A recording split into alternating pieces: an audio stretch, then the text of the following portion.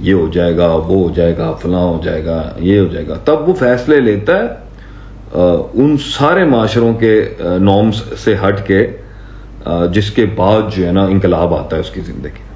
अगर आपने वही करना है जो सबने करना है ना, तो रिजल्ट भी वही आएंगे जो सबको मिलेंगे। आपने अगर सुपरफिशियल सुपर नेचुरल कुछ काम करना है ना, तो उसके लिए आपको बड़ा सुपर तवक्कुल चाहिए होगा, सुपर हिम्मत चाहिए होगी, सुपर हौसला चाहिए होगा, सुपर नीयत चाहिए होगी, सुपर कंसिस्टेंसी चाहिए होगी, सुपर आपका जो है अल्लाह भला करे, आपको सुपर परसिवरेंस चाहिए होगी। वो सुपर आती ही एक सुपर की थ्रू है, और वो सुपर नेचुरल अल्लाह है। दुनिया नहीं हो सकती। दुनिया का कोई सहारा जो है वो अल्लाह आपका भला करे, वो आपको जो है वहां तक नहीं पहुंचा सकता। दुनिया की कोई उम्मीद नहीं आपको पहुंचा, दुनिया का कोई शख्स आके भी आपको कहे ना यार घबराने की जरूरत नहीं है। आई एम टेलिंग यू, जो सेटिस्फैक्शन अल्लाह से मिलती है ना, वो कहीं से नहीं मिल सकती। तो तुम लोगों की जिंदगियों के अंदर जो ज्यादातर दो बड़े मसले होंगे, एक या तो माजी ने तुम्हें स्टकअप रखा होगा, या फ्यूचर में जाने का खौफ होगा,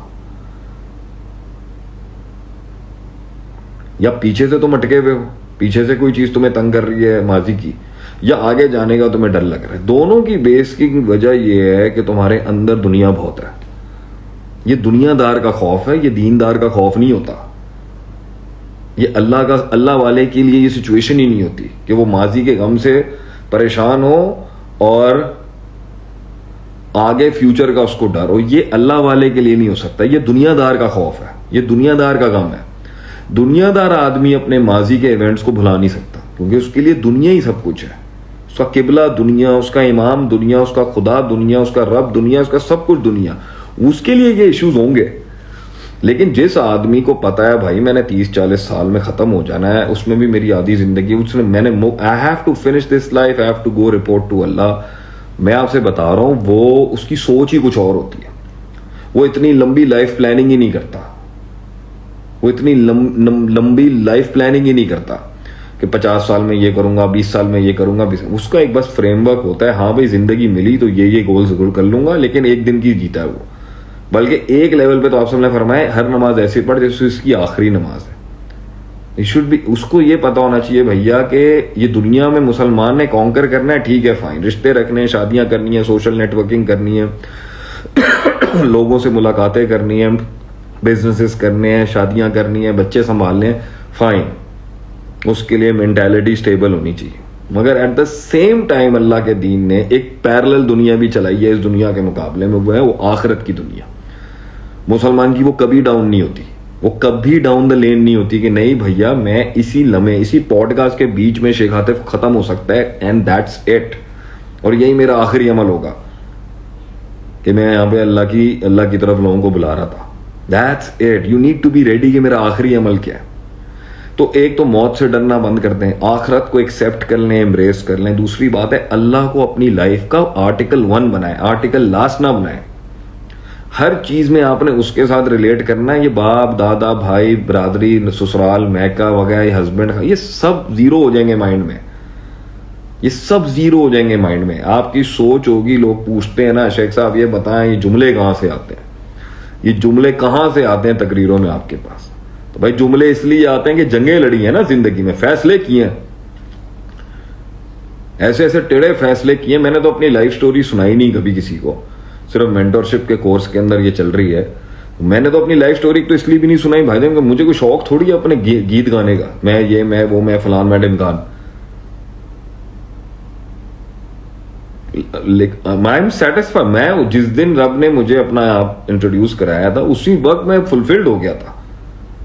मुझे चाहिए कुछ नहीं, कुछ भी नहीं चाहिए। आप लोग आज हैं, आज ये इतना फॉलोअर मुझे सुन रहा है, नहीं होगा क्या होगा, आज ये शोहरत है नाम है, कल नहीं होगी क्या होगा। और इतना तेज है, गिराने में टाइम थोड़ी लगता है किसी को।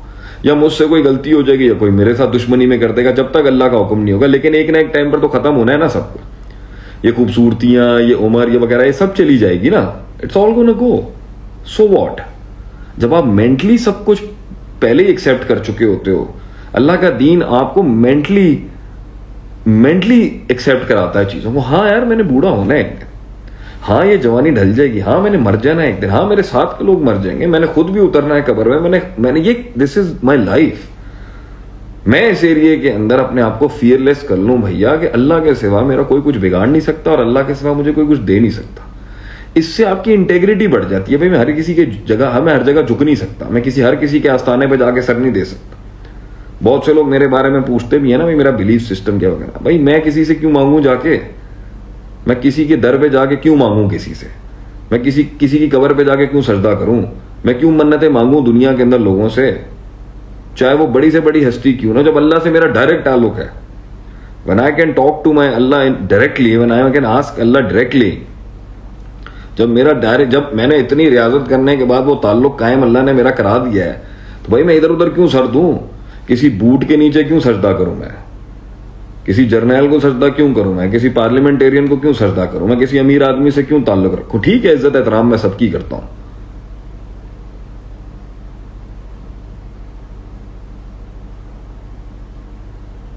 But the thing is when you have that element Allah के साथ है तो खलास।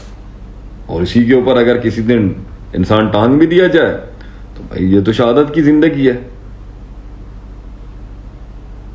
पॉइंट यहां पर यह है कि बुज़दिल होता है एक आदमी, बुज़दिल होता है एक इंसान जब वो अल्लाह को छोड़ के दुनिया जहां के दरों पे जाता है, जब वो बाप से, ससुराल से, बरादरी से, दोस्तों से, बॉस से, कुली, इनके ऊपर डिपेंडेंट होता है ना। और दूसरे भी लोग हैं जो दूसरे आस्थानों के ऊपर इंसान को लगा के रखते हैं कि भाई यहां से तुम्हारे काम चल जाएंगे। अब भाईजान बुज़दिल होगा एक इंसान। ये शिर्क जो है ना, ये बुज़दिल बनाता है इंसान को। शेर वो होता है, बहादुर वो होता है, इसकी रब से डायरेक्ट ताल्लुक है, उसको पता है ये क्या करेंगे, ये मेरा क्या उखाड़ लेंगे बैठ के। हमने जिंदगी के अंदर इतनी जंगें लड़ी सिर्फ इस बेसिस के ऊपर है, अपने हल्के के अंदर अपने माशरे को हार्ड टाइम दिया इस बेसिस पर है। अल्लाह साथ है भाईजान, अल्लाह साथ है यहां पर।